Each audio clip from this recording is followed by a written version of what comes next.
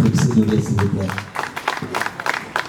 Ah, il y a des mots forts. Ils ne savent même pas pourquoi ils nous conduisent comme ça. La trajectoire n'est pas définie à l'avance. Je pense que ce n'est pas de ma bouche, vous saurez pourquoi l'auteur nous a conduits comme cela. Monsieur Fidela Douvi, bonsoir. Bonsoir. Bonsoir tout le monde. Là, vous allez nous dire pourquoi cet ouvrage, la vie, trajectoire et chemin. Vous avez la parole. Merci beaucoup, Larry. Bonsoir à tout le monde, bonsoir chers invités. Merci d'honorer de votre présence sur le lancement. Alors, je suis né comme tout le monde. Et donc, quand on est, à des moments donnés, on se pose des questions. Pourquoi je suis là? Qu'est-ce que je fais là? Pourquoi j'ai des adultes autour de moi qui me posent ce que je dois faire, etc., etc. Donc moi, très tôt, je me suis retrouvé un peu rebelle.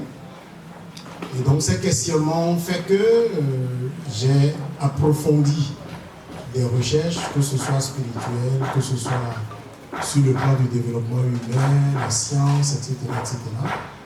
Ce n'est pas pour rien que j'ai commencé par faire un bac C et puis après je me suis retrouvé en train de faire anglais au campus, donc passer des mathématiques à la littérature. Parce que je me suis rendu compte que beaucoup d'ouvrages étaient en anglais. Et donc si je devais comprendre ce que les gens ont compris avant moi, il fallait que je parle une autre langue que le français. Et donc de fil en aiguille, je me suis rendu compte que les choses sont décidées à notre place. Mais quand on s'arrête un moment, ce n'est pas la vie des autres, c'est notre vie.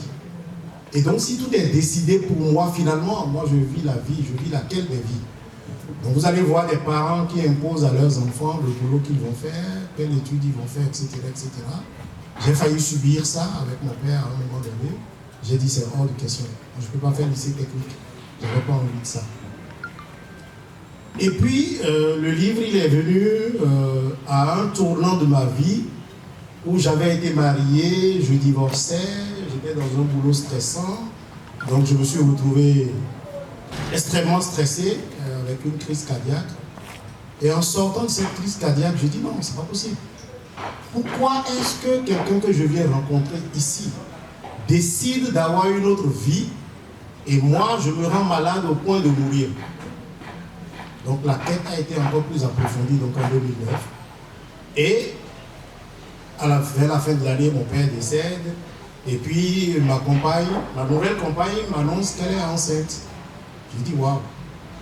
Dans tout ça où je n'ai rien compris, je vais maintenant avoir la responsabilité de l'enfant. C'est quoi cette histoire-là? Comment je vais gérer ça? Qu'est-ce que je vais pouvoir lui dire quand un jour elle va me regarder et dire papa, c'est quoi la vie? Ah, ça devient très sérieux. Et donc, depuis 2009, ça a tourné dans ma tête. J'ai commencé par prendre des notes sur tout ce que j'ai compris. Jusqu'à ce qu'en 2019, donc 10 ans après, le titre m'arrive et puis j'ai fait le sommaire. J'ai montré à quelques amis qui avaient déjà écrit des ouvrages.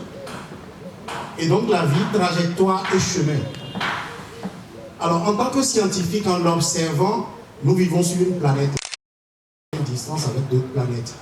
Donc, la Terre a une trajectoire. Et sur cette trajectoire, on va se rendre compte que parfois ça penche dans un chez vous qui se lève toujours au même endroit. En 21 décembre, il commence par monter. Donc, dans sa trajectoire, il y a différents chemins. Et donc, je me suis dit, si on observe bien, de façon globale, l'univers, on va se rendre compte que tout fonctionne pratiquement de la même façon. Donc chaque humain qui naît a une trajectoire définie et dans cette trajectoire, il va trouver plusieurs chemins. Donc je fais maths, après je change un peu de chemin, je fais littérature, après je fais gestion de projet, ainsi de suite, ainsi de suite. Et donc, en creusant tout ça, je me suis rendu compte que chacun à un moment donné va se retrouver sur un chemin que j'appelle le chemin de moindre effort. C'est-à-dire un chemin qui vous permet de déployer votre potentiel et d'obtenir de la vie pratiquement tout ce que vous désirez en vous amusant. Et j'y suis arrivé. Le boulot que je fais aujourd'hui Ce n'est pas le professeur d'anglais que j'aurais dû être. Je suis devenu facilitateur d'atelier. C'est pour ça qu'on a parlé de jeux créatifs. J'en ai reçu une vingtaine des États-Unis aujourd'hui. Donc, je me retrouve en train de m'amuser et d'apprendre des choses aux adultes et aux enfants. Donc, je dis aux gens, le boulot que je fais aujourd'hui, je ne considère pas ça comme étant un boulot. C'est devenu une passion. Et donc, je m'amuse en apprenant les choses aux gens. Et donc, je m'amuse à écrire un livre. Et en avançant, je me retrouve à près de 400 pages. Voilà comment l'idée est partie, la responsabilité d'un enfant, et je n'avais pas compris grand-chose. Donc, qu'est-ce que je laisse pour que les gens, en lisant, comprennent un peu qu'est-ce que c'est que la vie et comment je fonctionne là-dessus. Et donc, j'ai fait un peu comme les Américains, en sous-titrant « Comment jouir d'une vie heureuse, épanouie, prospère et d'élévation spirituelle ». Pourquoi spirituelle? Souvent, quand on dit spiritualité, les gens disent « Oh non, non, non, c'est trop loin, c'est trop compliqué, je ne veux pas rentrer dans ça. » Non, tout ça, la base, on a spirit en anglais, qui veut dire esprit. Donc l'esprit prend corps. Et donc tu ne peux pas venir dire que tu ne veux pas faire de la spiritualité. Tu es d'abord un être spirituel qui vient gérer un corps dans un espace tridimensionnel. Donc si tu dis que la spiritualité